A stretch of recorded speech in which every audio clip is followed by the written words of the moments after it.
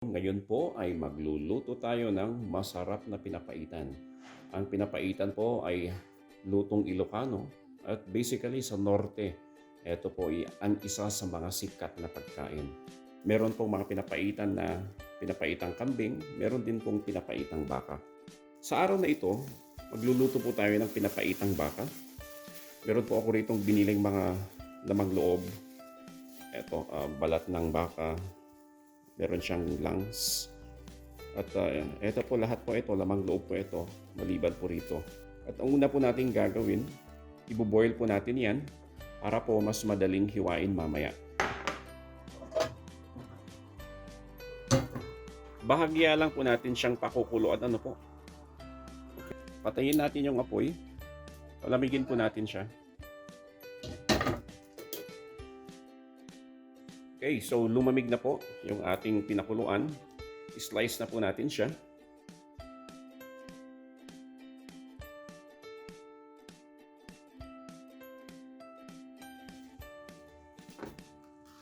One liter ng tubig. Bigyan po natin ng 1 tablespoon ng asin, 1 teaspoon ng paminta,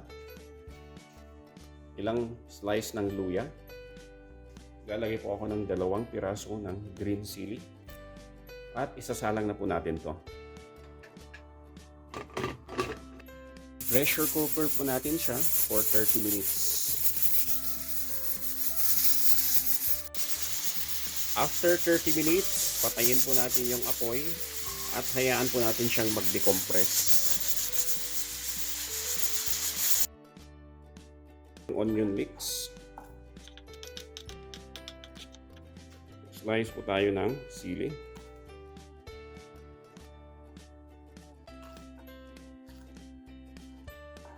Okay, at mag-chop po tayo ng bawang.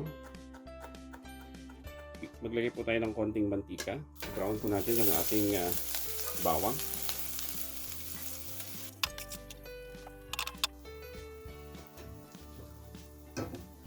Ilagay po natin ng konting patis.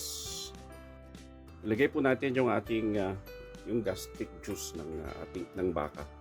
Actually, yun po yung ginagawa nating pinapaitan. So, ang ginagawa ko po, tinitimplahan ko siya ayon po sa gusto kong timpla.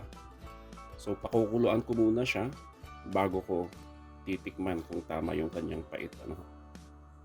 Okay, tinikman ko siya, kulang pa yung kanyang pait. So, dadagdagan ko pa siya. Okay, tinikman ko po tama na po yung pait niya sa akin. Ihahain na po natin. Lagyan po natin siya ng bawang.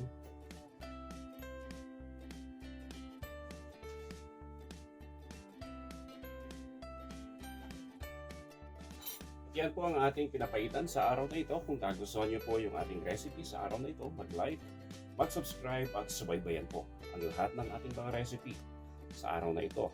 Kakain na po tayo.